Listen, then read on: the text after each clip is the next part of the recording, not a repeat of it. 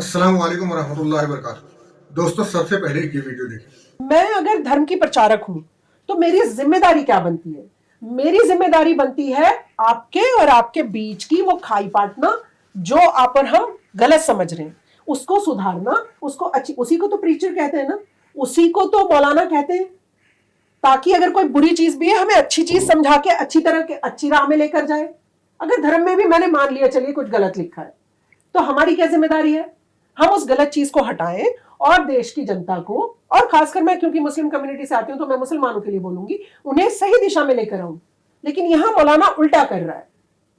यहां मौलाना कह रहा है कि हिंदू का प्रसाद भी नहीं खाना है, हिंदू के मंदिर चले गए तो भाई अपराध हो गया, आप तो नरक में जाएंगे, ला हौल वला कुव्वत, आपने कर क्या दिया ये?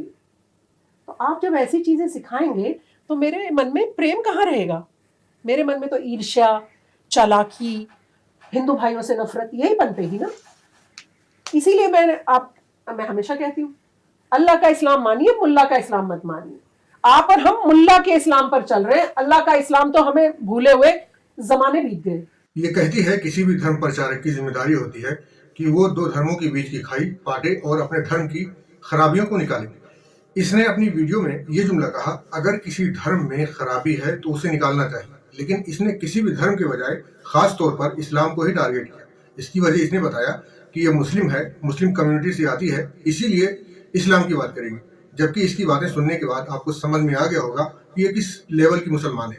और ये एक नहीं बल्कि इसके जैसे सैकड़ों मुर्तद हैं जो अपने नाम के पीछे अपनी असलियत छुपाकर अपना मिशन पूरा करना चाहते हैं। बहरहाल, इस पर तबसरा करना जरूरी नहीं है, जरूरी यह है कि इसकी बकवास का जवाब इसके मुंह पर मार दिया जाए। सबसे पहली बात तो ये समझ लें कि इस्लाम का काम खाइयां पाटना नहीं है, बल्कि हक को वाज़ेह करना है।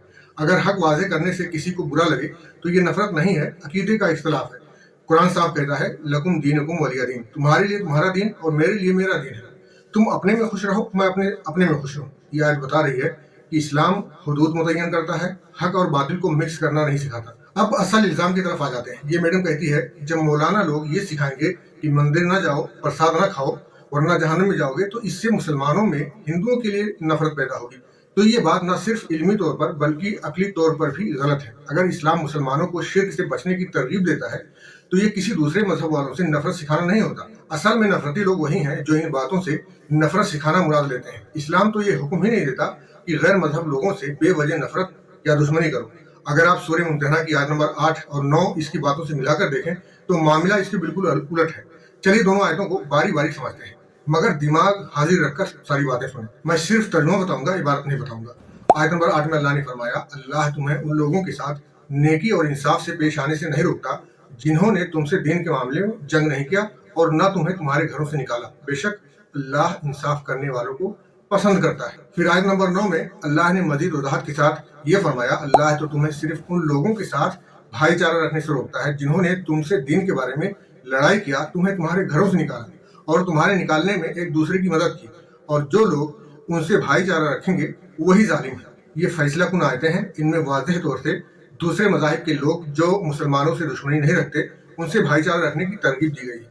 अब यह तो नहीं हो सकता कि अल्लाह मुसलमानों को मंदिर में पूजा पाठ करने का हुक्म देता। अगर ऐसा होता तो फिर तौहीद कहाँ बचता, और जब तौहीद नहीं बचता तो मुसलमान कौन होता? लिहाजा जिसमें तौहीद होता है वही मुसलमान होता है, जिसमें तौहीद नहीं होता वो मुसलमान भी नहीं होता। अच्छा चलो मान लिया शिर्क मत करो, लेकिन इस्लाम प्रसाद खाने से क्यों रोकता है?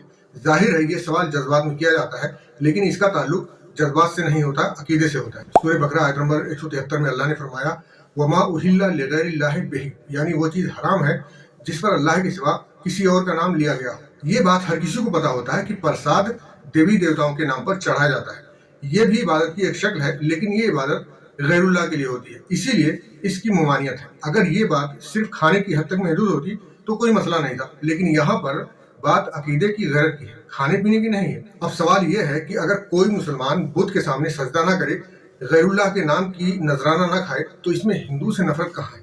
इसका ये जुमला कि ये मुल्ला का इस्लाम है, अल्लाह का इस्लाम नहीं, ये जुमला सबसे खतरनाक है, क्योंकि ये सारे अहकाम अल्लाह ही के हैं, किसी मुल्ला की घड़ी हुई बातें नहीं है। इस मैडम को भी पता है कि ये आयतें जिसमें इन चीज़ों की ममानियत की गई है ये सब अल्लाह की आयतें हैं। इसके बावजूद अगर ये कहती है कि ये मुल्ला का इस्लाम है, तो इसके बाद किसी को भी इसके मुसलमान न होने पर शक नहीं होना चाहिए।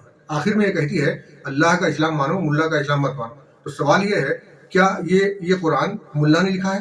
کیا حلال و حرام اس کی ویڈیو سے طے ہوں گے؟ اصل میں اس کے جیسے جاہلوں کا مسئلہ یہ ہے کہ یہ لوگ یہ بتانا چاہتے ہیں کہ اسلام میں جو سختیاں ہیں انہیں اسلام سے باہر نکال کر اسلام کو نرم کر کے قابل قبول بنانا چاہتے ہیں، جبکہ حقیقت یہ ہے کہ یہ لوگ توحید سے نفرت کرتے ہیں، اسی لیے یہ لوگ چاہتے ہیں اسلام کی اصل روح نکل جائے، اسلام کا نام ہو مگر اس میں توحید باقی نہ رہے۔ یہی سبب ہے یہ توحید کو ہندو مسلم بھائی چارے کے بیچ کھائی بتاتی ہے۔ اس کے مطابق مسلمان اگر توحید چھوڑ دیں تو یہ کھائی پڑ جائے گی۔ اس طرح یہی بات میں بھی کہہ سکتا ہوں کہ ہندو شرک کرنا بند کر دیں تاکہ یہ کھائی پڑ جائے اور ہندو مسلم ایک ہو جائے، مگر یہ اس کا حل نہیں ہے۔ اس کا حل سورہ ممتنع آیت نمبر 8 اور 9 میں ہے، جو ابھی میں نے بتایا ہے۔ اب اگر بالفرض مان بھی لیا جائے کہ یہ چھپری میڈم اسلام سے توحید کو نکال کر اسلام کو نرم بنانے کی کوشش کر رہی ہے، تو ایسی صورت میں یہ میڈم اگر واقعی مسلمان ہے تو اس کو یہ بھی جان لینا چاہیے کہ ایسے لوگوں کے بارے میں اللہ کا فرمان کیا ہے جو اللہ کی آیتوں میں ہیر پھیر کرتے ہیں۔ اللہ نے سورہ بقرہ آیت نمبر 85 میں فرمایا افتؤمنون ببعض الکتاب وتکفرون ببعض فما جزاء من یفعل ذلک منکم الا خزی فی الحیاۃ الدنیا ویوم القیامت یردون الی اشد العذاب وما اللہ بغافل عما تعملون۔ کیا تم اللہ کے بعض احکام پر ایمان رکھتے ہو اور بعض کا انکار کرتے ہو؟